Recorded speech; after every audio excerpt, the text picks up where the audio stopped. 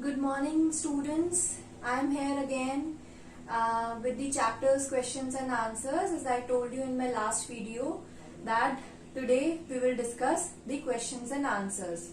Total we have 5 questions and answers and we will discuss them, all of them today only.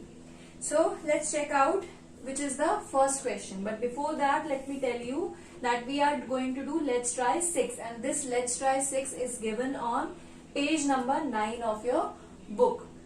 Which book? I am talking about the course book. So you will get these question and answers in page number 9 of your book. So let's first check out which is question number 1. Our question number 1 is, what happens to the food prepared by plants? Here what we have to answer is that what has happened to the food which is prepared by plants. We all know that photosynthesis is the process through which plants produces their food, and when they produce their food, in which form they produce and what kind of food they produce, what happens to that food then. So we'll have to write in this answer. So the answer is, the food prepared by plants is in the form of glucose. Basically, the food prepared or produced by plants is in the form of glucose, and extra glucose produced is changed to starch, and glucose is left, that is changed into starch, and then this starch is stored in different parts of the plants. In which parts? Such as in roots, stems, fruits and leaves. So basically, during the process of photosynthesis, glucose is produced, then this glucose is changed into starch, and this starch is stored in different parts of the leaf, and those parts are roots, stems, fruits and leaves. So this is our answer number 1. So let's check out which is our question, which is question number 2.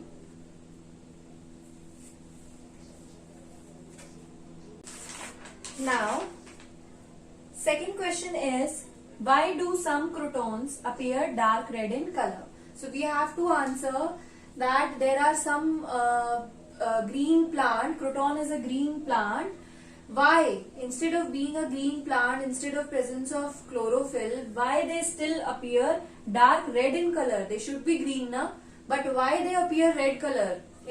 Appear red in color. So the answer is, some crotons appear dark red in color because they contain a red color pigment called carotenoid. Basically, crotons contain a red color pigment, carotenoid, but they also contain green color pigment, chlorophyll also, but with that they contain red color pigment called carotenoid. So the right answer is, they appear red because they contain carotenoid. This is the answer of your question number 2. Now we will move to question number 3. Next question is, what are the different parts of a leaf? On page number 1 of the chapter, we studied about the different parts of the leaf. So this is what the question is also asking, that write the different parts of the leaf. We have to write all of the parts which we have studied of leaf. Now there is one more question attached with the same question, is describe one characteristics of each part. We have to describe one characteristic also. What is the meaning of characteristics? We have to write one thing about that part which makes it different from other parts, right? We have to write one feature, one characteristic of that part which makes it different from another parts. So different parts of the leaf which we studied in this chapter are stomata, stalk, vein and leaf blade. So we have given the answer of the first part of the question, that we have to write the different parts of the leaf, and different parts of the leaf are stomata, stalk, vein and leaf blade. Now we have to answer the next part. We have to describe one characteristic of each part. Now I will one by one discuss one of the characteristic of each of the part. Firstly, we will discuss about the stomata. So one characteristic of each part I have written here.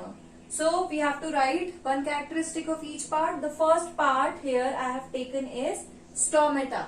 So the one characteristic is that stomata help in exchange of gases. Basically, stomata helps in exchange of gases. Which gases? Oxygen and carbon dioxide with the surrounding. Stomata is the part of the leaf which is responsible for exchange of gases like oxygen and carbon dioxide with the surrounding. Now, next part is stalk. The next characteristic of stalk is that the stalk helps in attaching the leaf to the plant. As you can see in the diagram also, that stalk is the attaching part of leaf and plant. So this is also a characteristic of stalk. Now we'll move to next part of the leaf, which is leaf blade. Now, leaf blade. What is the characteristic of leaf blade? That leaf blade is the flat part of the leaf. It is the flat part which is present on the leaf and is also called as lamina. We call leaf blade as lamina. Now, next and last part of the leaf are veins. So we all know that veins are of two types. There is mid vein and side veins. So basically one characteristic of vein is that it helps to carry the food from leaf to other parts of the leaf. Basically its work is to carry the food from leaf to other parts of the leaf. It provides the food to other parts of the leaf. So this is all about the different parts of the leaf, and we described each characteristic of each of the part of leaf. Now we will move to our next question, which is question number 4. So, fourth question is, how are plants and animals interdependent on each other? We have to answer why plants and animals are interdependent on each other. What is the connection between them? Why they need each other? So the answer is, we all know that plants and animals are interdependent on each other for their survival. And plants prepare their food with the help of carbon dioxide. We all know the process of photosynthesis.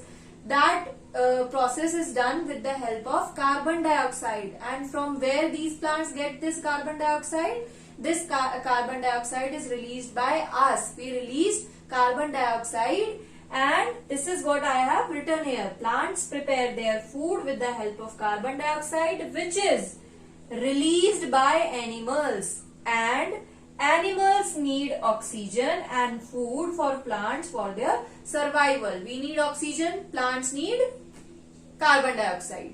Okay, so we need food and oxygen for our survival from the plants, and plants need carbon dioxide so that they can prepare their food with the help of photosynthesis. So basically plants and animals are interdependent on each other for their survival.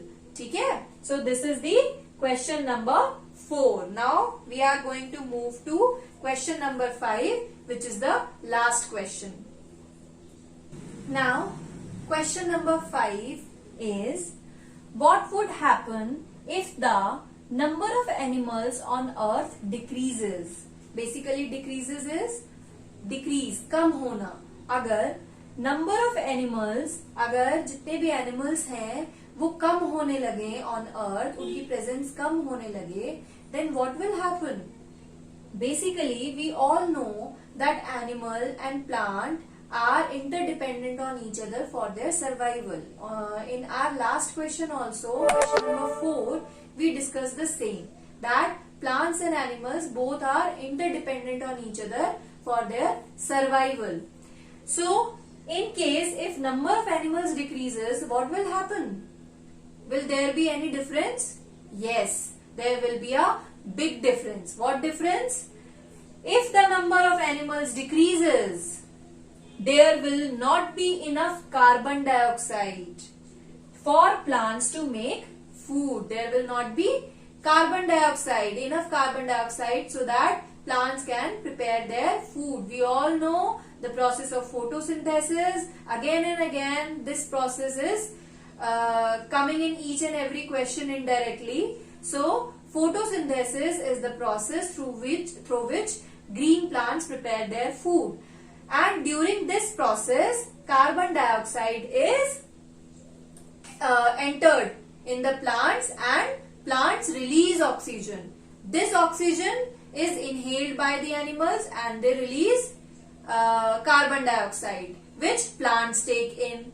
We all know interdependence of each other, right? So जितने plants important है उतने ही animals important है, and they are interdependent on each other for their survival. So basically, in case if animals decreases, then there will not be enough carbon dioxide, and if there will be not enough carbon dioxide, then plants won't be able to prepare their food, and if they won't be able to prepare their food, we won't get food, we won't get oxygen, we will also die. So basically, we need oxygen and we need carbon dioxide both. We need animals and we need plants both. So this is all about 5 questions which is given on Let's Try 6, page number 9 of your course book. So with these 5 questions, we have completed our chapter number 1, which was green plants, right? Plants are green friends. So we have completed our chapter. That's all about the chapter. Now we'll do a little bit of revision, and after that I'll give you a small test. So you all have to revise this chapter and then we'll do a small test. Fine. So that's all about from my side. Thank you very much.